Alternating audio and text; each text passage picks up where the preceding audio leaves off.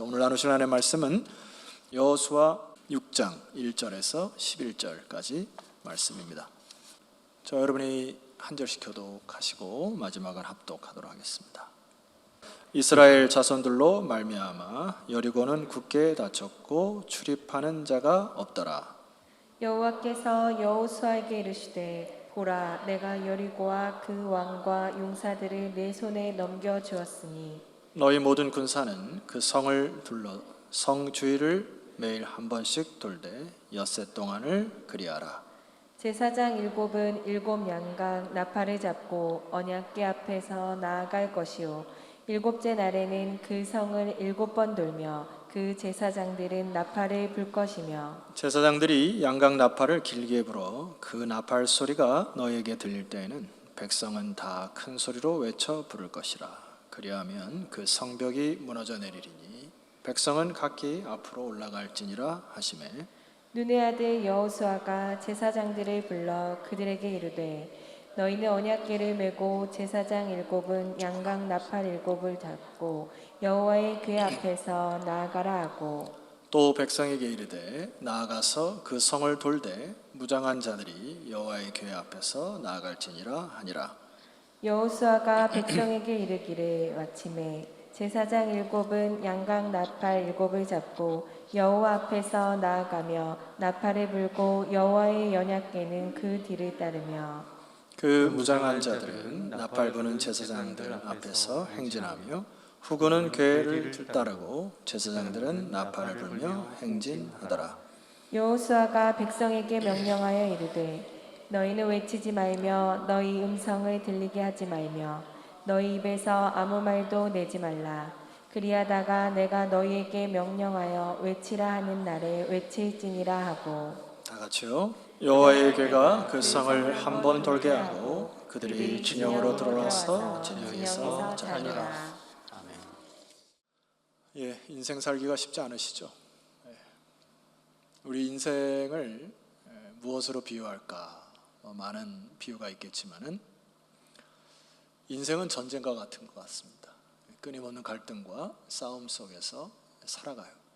오죽했으면은 사랑도 전쟁과 같은 사랑이라 이렇게 표현할 정도로 우리의 삶은 굉장한 그 갈등과 싸움과 전쟁의 속에 있습니다. 어렸을 적에 놀았던 그 놀이도 여러분 땅 따먹기 해보셨죠? 땅 따먹기도 사실 전쟁이죠. 서로 땅을 따먹으려고. 그 땅이 뭐라고? 밤이 찾아올 때까지 아이들하고 그냥 땅을 따먹었던 기억이 나고, 추수가 지나면은 볕단을 쌓아가지고 전쟁놀이를 하면서 전쟁놀이가 그렇게 재밌었던 기억이 나고요.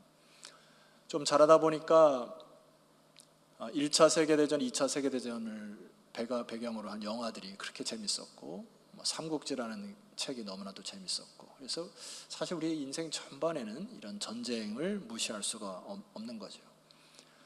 성경의 내용 가운데에도 이 전쟁의 스토리가 많이 담겨 있습니다. 그런데 오늘 우리가 살펴볼 여리고 전쟁은 여러분 좀 다른 각도로 보셔야 할 이유가 있습니다. 왜냐하면은 제가 청소년 때 이 여리고 여호수아 6장을 처음 들었던 기억이 아직도 나는데 정말 재미없었어요. 그리고 은혜도 없었습니다. 왜냐하면 전도사님은 막 집 튀기면서 설명하시는데 전혀 와닿지가 않아요. 이 얘기가 삼국지보다 재미없더라고, 나는 솔직히. 그런데 이제 세월이 지나고 이렇게 말씀을 다시 읽다 보니까 우리의 시야가 좀 잘못된 거예요.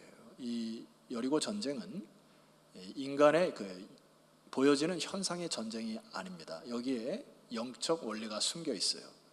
그래서 하나님이 이 여리고 전투를 통하여 그의 백성에게 뭐를 말씀하신지를 보아야만 정확한 은혜가 있습니다. 그래서 저는 굉장한 은혜를 가지고 설교를 드리는데 여러분 마음가짐을 탁 잡수시고 함께 은혜를 받으십시다. 네.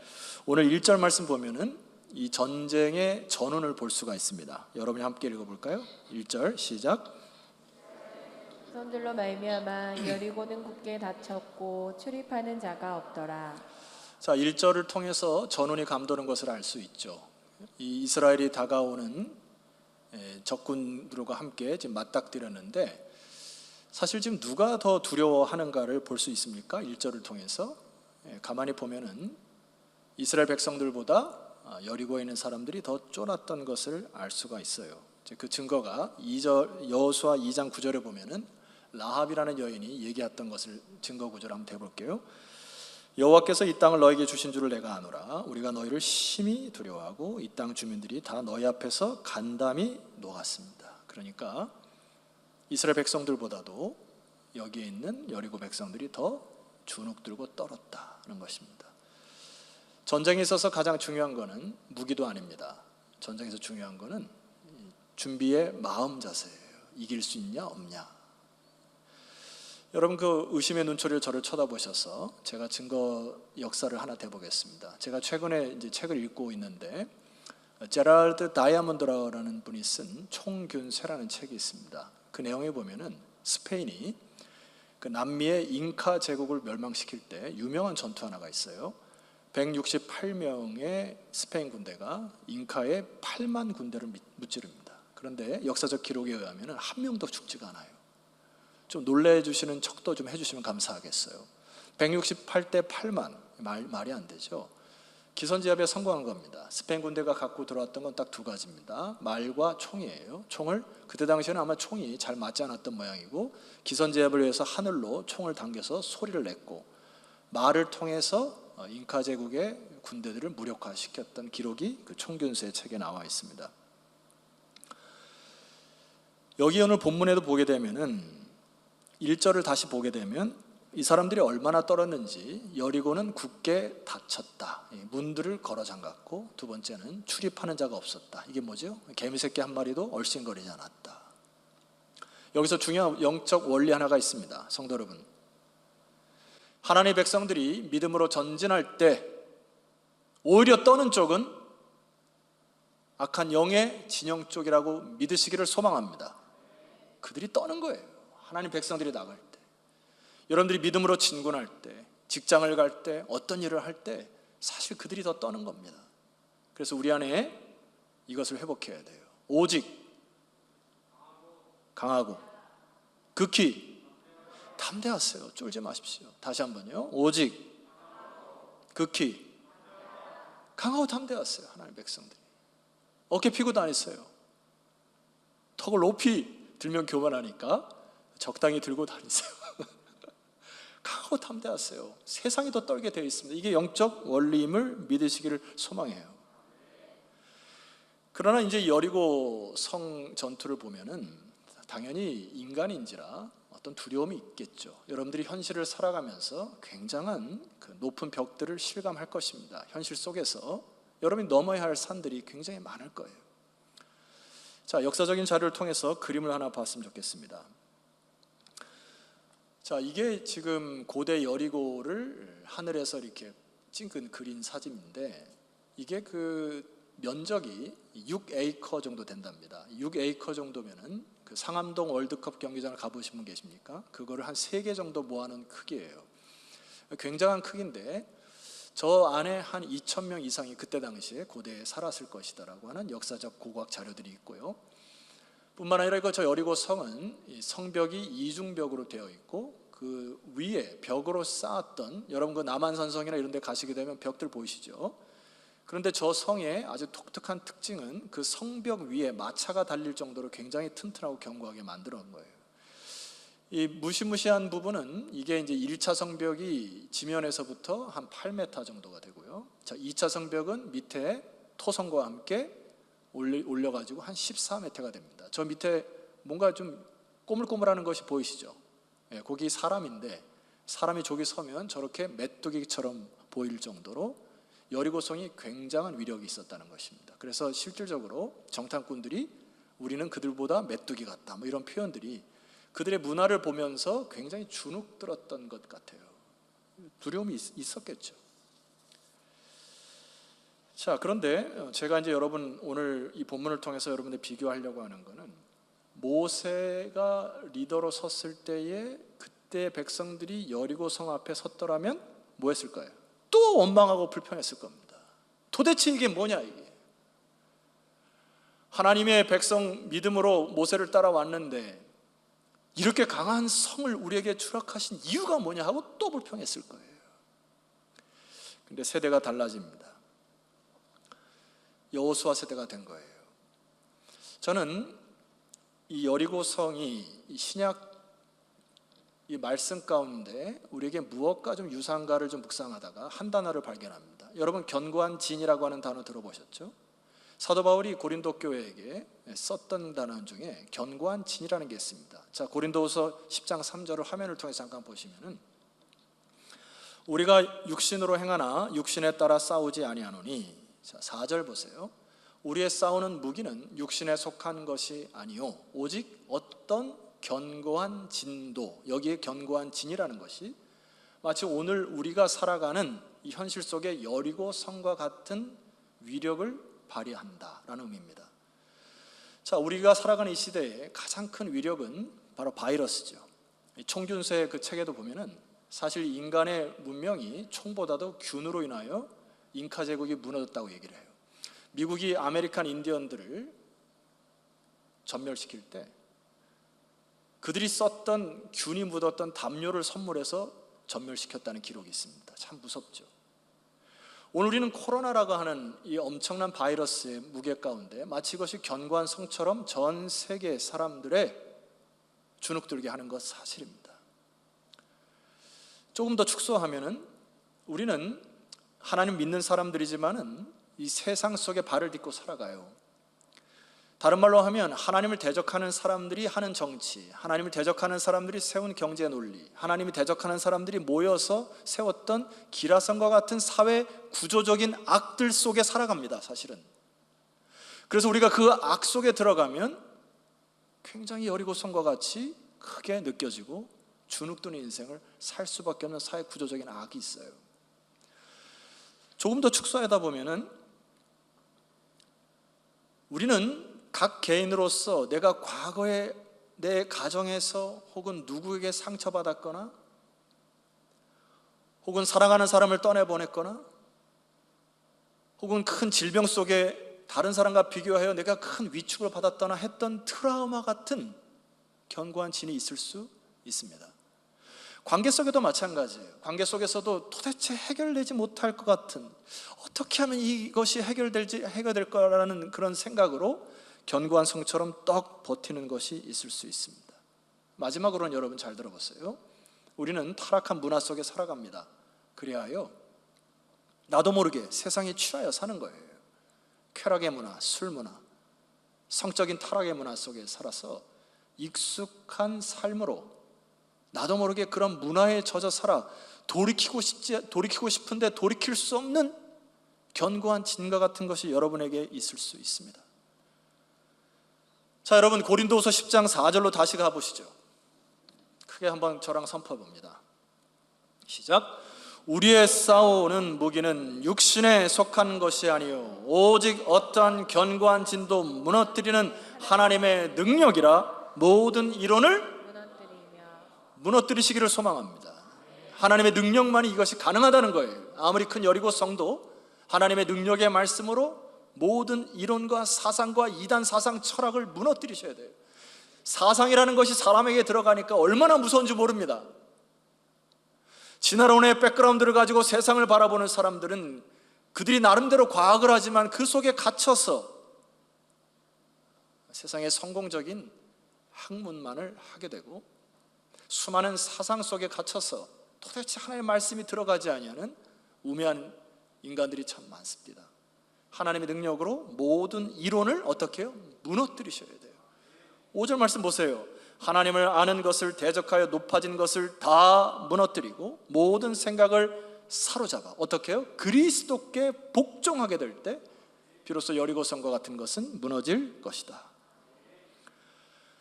여러분, 오늘 이 설교 말씀을 들으시면서 내 안에 견고한 진과 같은 것, 여리고성과 같은 무서운 또 무겁고 힘든 것들이 무엇인지를 잘 보시고 말씀의 원리로 무너뜨리시는 귀한 아침 되면 좋겠습니다.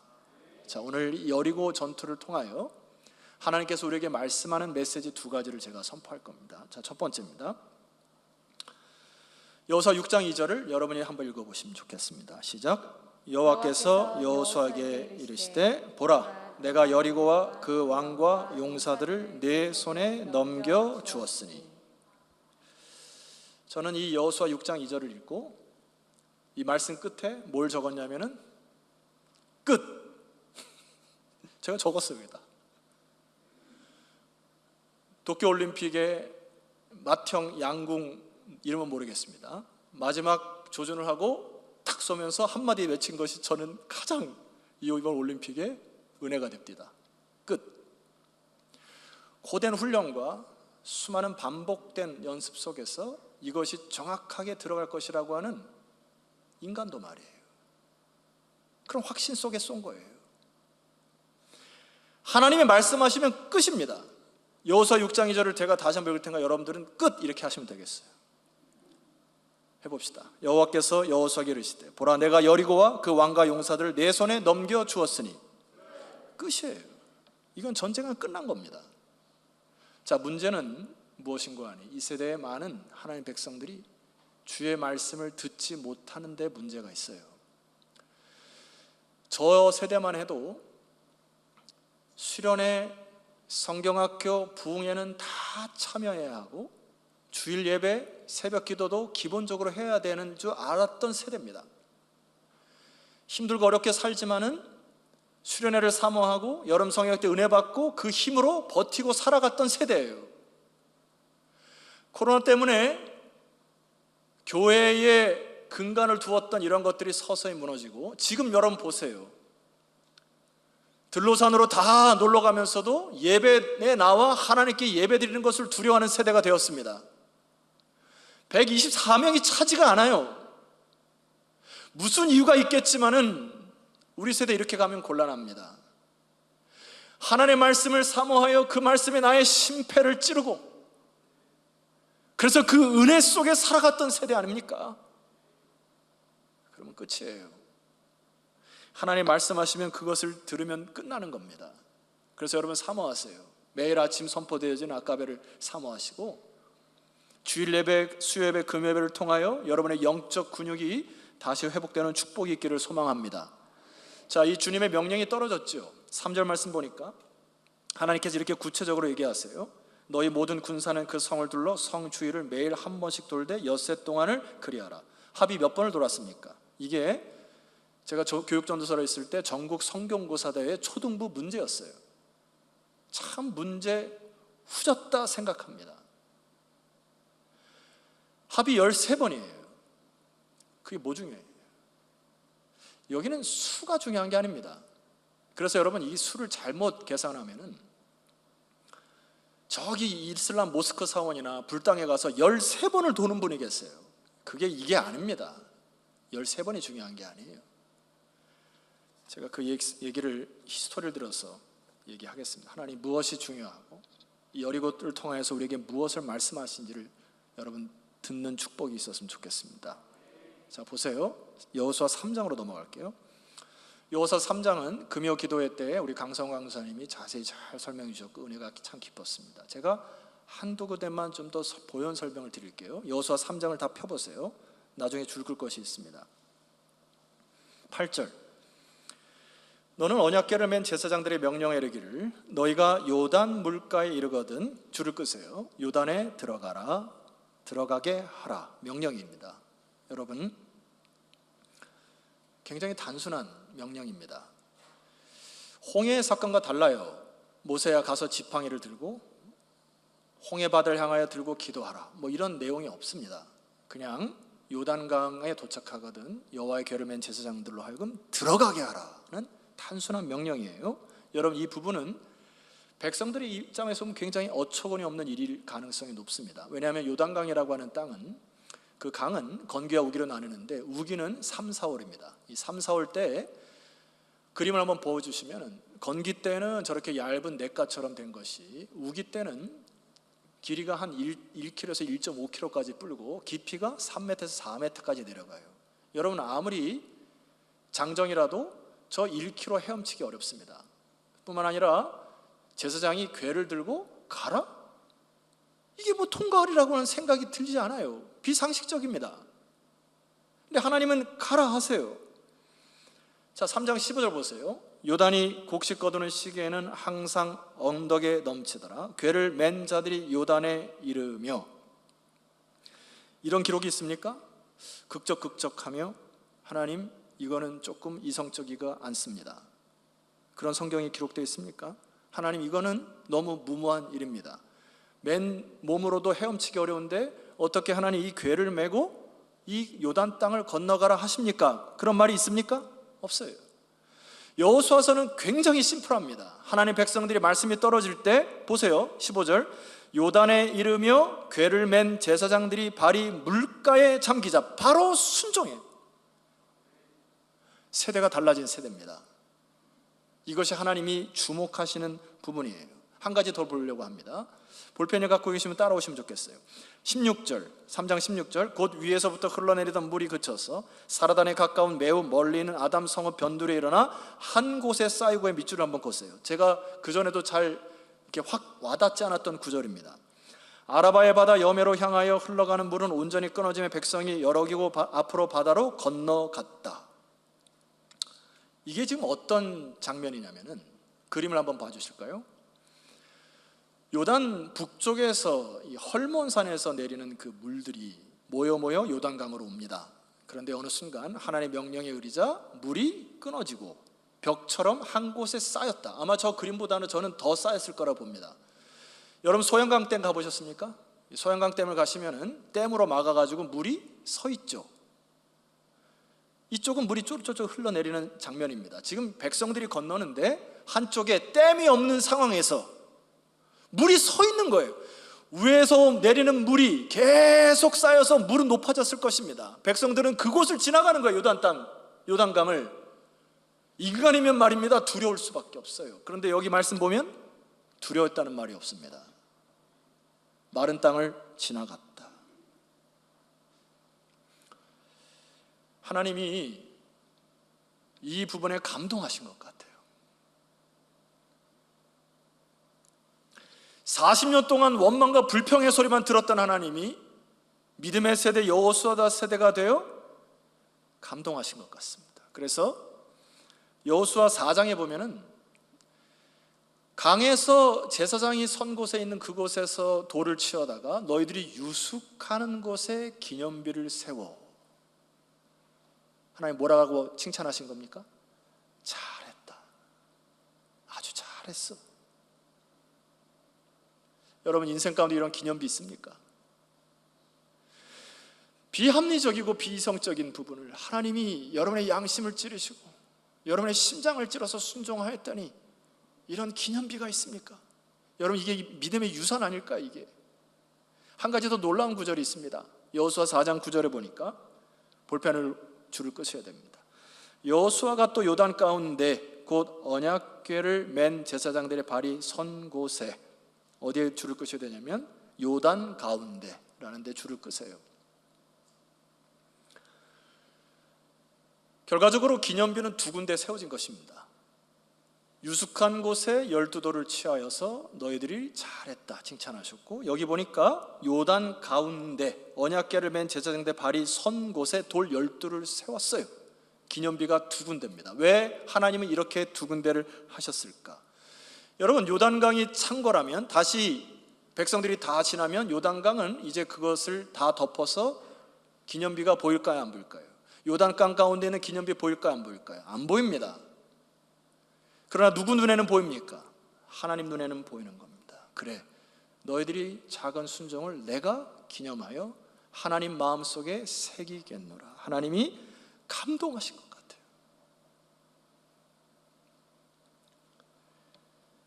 본문 하나를 더 보기를 원합니다. 여호수아 5장 2절 말씀 보니까, 그때 여호와께서 여호수아에게 이르시되 너는 부싯돌로 칼을 만들어 이스라엘 자손에게 할례를 행하라 하시매. 여러분이 할례를 행하라고 하는 거, 저를 주목하세요. 할례를 행한 장소는 여리고 평지입니다. 가나안 땅 31개국 첫 전투에 앞서서 하나님이 남자들의 기능을 무기력시켜라 명령받았던 것이 여리고 평지입니다. 여러분, 이것도 비상식적이고 비합리적이죠. 요단을 건너기 전에 하면 안 됩니까? 요단 건너기 전에 좀 준비하고, 근데 다 몸은 좀 낫고, 요단 땅 건너서 삼국지처럼 신나게 여리고성 무너뜨리면 안 돼요? 근데 하나님 그렇게 하지 않아요. 여리고 평지에 적군이 보는 앞에서 할례를 행하라 합니다. 그런데 여호수아 3장에 보면 5장, 4장, 5장까지 쭉 보면 백성들이 토를 달지 않아요. 이게 믿음 아닙니까? 하나님이 또 감동하셨어요. 그 감동이 여호수아 5장 9절에 나옵니다. 여호와께서 여호수아에게 이르시되 내가 오늘 애굽의 수치를 너희에게서 떠나가게 하였다 하셨으므로. 이게 무슨 말입니까? 이스라엘 백성들이 430년 동안 애굽의 노예로, 언약 백성이지만은 짓눌려 무엇인지가 모르게 꽉 억눌려 살았던 모든 수치감, 몸은 자유였으나 그의 마음의 상태는 기쁨이 없고, 몸은 자유였으나 뭔가 찌들려 살았던 이 백성들이 하나님께서 그들의 작은 순종을 보시고, 그래 네가 나를 의지하여 여리고 평지에서 할례를 행하여 하나님께서 행하시는 역사를 위하여 비상식적이고 비합리적인 것들을 나를 믿고 순종한 너희들에게 이제 모든 애굽의 수치를 물러가게 하겠노라. 그것이 길갈의 역사입니다. 길갈은 굴러간다는 뜻이에요. 너희들의 수치, 너희들의 아픔, 너희들의 상처, 인간의 작은 순종이 하나님을 감동하여 기념비적인 요단강의 역사와 길갈의 하나님과의 관계가 회복되기 시작합니다. 질문합니다. 여러분, 유스카드고 때 세웠던 12돌이 여러분에게 있습니까? 애굽의 수치를 물러가듯이 하나님의 말씀에 순종하여 길갈의 역사의 장소가 여러분에게 있습니까? 지금까지 제가 여리고의 성 전투를 하기에 앞서서 여러분에게 두 가지 사건을 말씀드린 이유가 있습니다. 굉장히 무모하고 비이성적이고 비합리적인 일들을 하나님이 말씀하셨지만은 작은 순종이 그들의 영적 근육이 되고 영적 체험이 되고 결과물이 돼요. 지금 이 여리고 성 앞에까지 와서 그 성을 6번, 하루에 한 번씩 돌고 6번 돌고 마지막 날은 7번 돌으라고 하는 비상식적이고 비합리적인 명령에 순종했을까요? 안 했을까요? 순종했을 겁니다. 하나님이 나의 삶 속에 이렇게 역사하신 그 주님께서 저 여리고 성쯤이야 침묵으로 그 여리고 성을 돌았을 것입니다.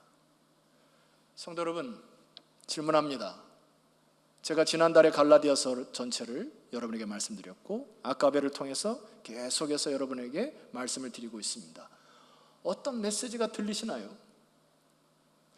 그 말씀을 들으시고 오늘 아까베 잘했다, 이제 밥 먹자, 그게 아니고 말씀이 들려져서 순종하였더니 하나님이 어떤 역사를 일으켰는지를 구역 식구들과 나누는 것이 나눔이에요. 여러분의 작은 순종이 있습니까? 저는 저의 귀에 계속 들리는 메시지가 두 가지가 있어요. 갈라디아서를 하면서 첫 번째는 사랑으로서 역사하는 믿음이다. 그렇구나. 믿음이라고 하는 것은 사랑이 기반되어 사랑으로서 역사한다. 사랑으로서 순종하는 자에게 믿음의 역사를 일으키시는 하나님이시다. 이게 제 마음속에 확 사로잡혔고, 두 번째입니다. 사랑으로 서로 종노릇하라. 자기 짐을 지고 서로 각각 다른 사람을 돌아보아 다른 사람의 짐을 져라. 사랑으로 짐을 져라. 이 말씀을 들릴 때 여러분들 중에 아마 이런 분이 있었어요. 목사님, 하나님, 내 나이가 얼마인데 저 사람이 나 앞에서 무릎 꿇어야지. 내가 이렇게 양보했는데 저 사람이 나한테 용서의 손을 얘기해야죠. 화해해야지요. 그래서 역사가 일어나지 않습니다. 사랑으로서 종노릇할 때 관계들이 회복될 줄 믿습니다. 우리는 그 순종을 통하여 하나님의 역사를 보는 것이요, 영적 전투의 원리, 작은 순종들이 모여 여리고성과 같은 큰 여러분의 무게들을 무너뜨리는 역사가 여리고 성을 통하여 주는 첫 번째 메시지예요. 받아 안으십시오. 두 번째입니다. 두 번째 전투의 원리를 봅시다. 4절 말씀을 함께 읽어보겠습니다. 시작. 제사장 7은 양각 나팔을 잡고 언약궤 앞에서 나아갈 것이요 일곱째 날에는 그 성을 7번 돌며 그 제사장들은 나팔을 불 것이다. 여기 두 번째 하나님 명령하신 거는 성을 돌 뿐만 아니라 뭘 부르라 합니까? 나팔을 부르라 했어요. 아까 우리 찬양할 때 나팔을 크게 불러야 되는데 음이 좀 이탈돼 가지고 좀 힘들었습니다. 나팔을 크게 불었어요. 여기 줄을 끄셔야 될 것은 양각 나팔이라고 하는데 줄을 좀 끄셔야 됩니다. 왜 그 히브리서에 보면은 나팔이 두 가지 종류가 있습니다. 하나는 군사적 목적에 쓰이는 그 금속으로 만든 악기가 있고요. 오늘 여기에는 양각 나팔은 동물의 뿔로 만든 양각 나팔이에요. 용도가 좀 다릅니다. 물론 이제 교차야 사용하기도 하지만은 군사적 용도는 보통 이 하초체라고 하는 금속 나팔을 사용하고, 여기에 양각 나팔은 하나님의 영적 임재나 이 제사를 드릴 때 주로 사용합니다. 여러분에게 한 가지 보여드릴 것은 선교사님이 이제 이 뿔인데, 이제 양각 나팔들이 다 이렇게 생겼어요. 그래가지고 이 뿔로 이 구멍을 뚫어가지고 이거를 선포를 합니다. 그런데 이 양각 나팔이라 했을 때 이 나팔이라고 하는 단어가 쇼파르라고 하는데, 그것은 양의 뿔로 만든 이런 뜻이고요. 양각이라고 하는 것은 요벨이라는 단어인데, 그러니까 요벨, 쇼파르 이 두 단어가 묶인 단어입니다. 이제 요벨이라는 단어도 양의 뿔로 만든 이런 거예요. 여러분 그냥 단어 한 단어만 쓰면 됩니다. 나팔. 근데 왜 하나님이 양각 나팔이라 하셨을까? 이것을 계속 강조합니다. 요벨이라고 하는 단어는 구약 성경에 보면 희년이라는 것과 동음이어입니다. 같은 단어를 쓰지만 희년이라는 단어도 써요. 여러분 레위기서 25장에 보면 그 희년의 역사를 이렇게 얘기합니다. 우리 큰 소리로 한번 선포하셔야 됩니다. 정신 똑띠 차리시고 선포합시다. 시작. 너희는 50년째 해를 거룩하게 하여 그 땅에 있는 모든 주민을 위하여 자유를 공포하라. 이 해는 너희에게 희년이니 너희는 각각 자기의 소유지로 돌아가며 각각 자기의 가족에게로 돌아갈지니라. 희년의 의미는 여기 동사 나오죠. 너는 가족에게 돌아가고 너의 모든 소유도 원 상태로 돌리는 것이 희년이에요. 원래의 상태가 있는데 그것이 변질되고 깨어졌는데 희년을 통하여 모든 것을 다 원 본질로 원 상태로 돌리는 것이 희년입니다. 영적 원리 두 번째예요. 자, 하나님은 가나안 땅을 진멸하라 했을 때 여러 신학자들 중에 하나님은 너무 잔인하신 것이 아닌가라고 하는 의문을 갖고 있습니다. 그러나 여러분 이렇게 생각해 보셔야 돼요. 하나님이 아브라함에게 그 땅을 주시고자 했을 때부터 시작하여 가나안 땅에 진군하는 그 세대가 기간이 거의 한 600년이 됩니다. 600년 동안 하나님은 기다리신 거예요. 뭐 하기 위하여? 하나님께 돌이키시기 위하여. 그의 백성들이 돌아오기를 기다리신 거예요. 그런데 그 땅이 죄악이 관영하여, 기억나십니까? 관영하다는 단어, 아구까지 꽉 찼어요. 뭐가요? 죄가. 그래서 죄를 진멸해야 합니다. 구제불능 상태가 된 겁니다. 여러분 코로나 바이러스가 들어오면 백신을 맞든지 치료제를 통해서 바이러스를 몰아내야 되는 것이죠. 그 원리입니다. 하나님 왜 이렇게 잔인해서가 아니라 인간의 면에 볼 때 하나님 우리가 이렇게 죄악을 저질렀나이다 하고 회개하고 돌이켜야죠. 하나님 600년을 기다리신 건데. 그런데 이 가나안 여리고성 전투는 단순히 진멸의 목적이 아닙니다. 뭘까요? 희년을 선포하는 거예요. 하나님의 통치가 없는 그 땅, 하나님의 정의가 없는 그 땅에 이제 하나님의 백성이 들어가 하나님의 통치를 회복하고, 할렐루야, 하나님의 역사, 하나님의 다스림이 그 땅에 돌이켜서 이제 모든 것이 원 상태로 돌아오는 희년의 선포가 여리고성 전투입니다. 그래서 여러분 영적 전투는 뭐 하셔야 됩니까? 싸우셔야 합니다. 성령을 따라 싸우셔야 돼요. 희년의 메시지는 양각 나팔을 불러 희년을 선포하는 그 선포가 하나님을 감동케 했고 이스라엘 백성들이 힘을 내게 했고 적군들은 두려워 떨게 한 것입니다. 여러분들이 일생을 살아가면서 수많은 여리고성과 같은 견고한 진이 있을 수 있어요. 두려울 수 있습니다. 그러나 무엇을 하라는 겁니까? 양강나팔을 높이 들러 선포하듯이 주의 말씀을 암송하고 선포하세요. 각 가정에 들어가 영적 권세를 제어하세요. 여러분의 부서에 말씀을 선포하세요. 나의 인생에도 마찬가지입니다. 하나님이 이번 주에 나에게 말씀하신 그 말씀을 가슴속에 부여잡고 이 말씀을 선포하는 거예요. 그럴 때 희년의 역사가 그 땅에 가득하듯 여러분의 신앙생활에 희년의 역사가 일어날 줄 믿습니다. 사람이 사람답게 살 수 있도록 선포하세요. 그 땅이 하나님의 통치를 받아 소출을 낼 수 있도록 기도하세요.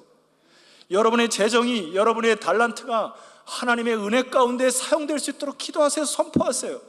관계들도 마찬가지입니다. 무너진 관계들이 회복될 수 있도록 선포하세요. 그리고 순종하는 겁니다.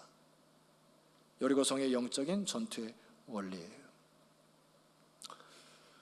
우리는 지금 한 소망 하나가 있어요. 많은 기자들도 위드 코로나, 정부도 위드 코로나, 전 세계도 위드 코로나. 자, 위드 코로나라는 단어를 통해서 많은 국민들이 일상으로 돌아가기를 소망하고 있습니다.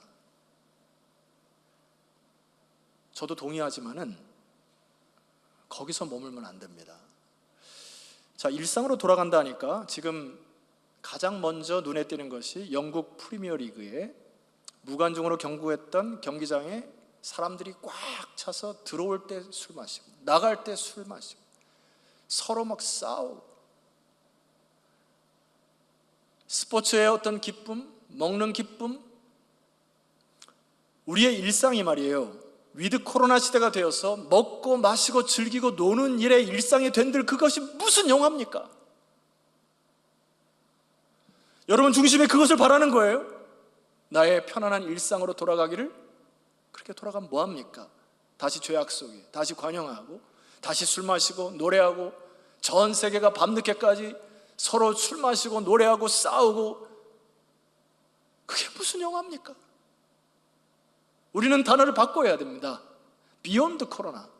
코로나를 극복하고 코로나를 넘어서 하나님이 우리에게 주시고자 하시는 그 영적 유업을 지금부터 여러분 기도하셔서 코로나를 극복할 때에 여러분의 믿음의 유산을 다음 세대들과 함께 길갈에 세웠던 수치를 물러가 계신 하나님의 역사를 체험하는 여러분 되었으면 좋겠고, 요단강의 기념비를 세웠던 그 기념비적인 일들이 여러분의 일생 가운데 자녀들에게 보여줄 수 있는 믿음의 유산들이 세워지는 비욘드 코로나의 역사가 있기를 소망합니다. 그것에서 기도하셔야 돼요. 자리에서 일어납시다. 주님께서 이 땅에 오셔서 희년을 선포하셨어요. 주님이 오신 목적은 희년입니다. 나팔을 불러 모든 어둠의 권세가 떠나가고 빛의 역사를 가져오신, 모든 것을 원 상태로 돌리시고 싶은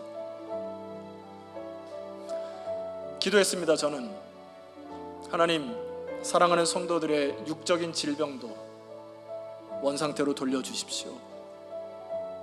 저들의 관계도, 개념 없이 살아가는 인생도 다시 하나님의 본 모습, 원하시는 본 모습으로 돌이키게 주시옵소서. 누가복음 4장 18절 함께 선포하고 찬양합니다. 시작. 주의 성령이 내게 임하셨으니 이는 가난한 자에게 복음을 전하게 하시려고 내게 기름을 부으시고 나를 보내사 포로된 자에게 자유를, 눈먼 자에게 다시 보게 하고 전파하며 눌린 자를 자유롭게 하고, 19절, 주의 은혜의 해를 전파하게 하려 하심이라 하였더라. 할렐루야. 여러분 말씀을 의지하여 시간 합심하여 기도할 때 하나님 주께서 말씀하신 말씀 붙들고 순종을 통하여 주의 역사를 경험하는 나의 인생 되게 하여 주옵소서. 여리고성과 같은 견고한 진 앞에서 두렵고 쪼는 자들이 아니라 하나님 말씀 선포하여 그 성을 무너뜨리는 그런 믿음의 세대가 우리 교회가 되게 하옵소서. 우리 주여 한번 간절히 부르시고 기도하며 나아가도록 합니다.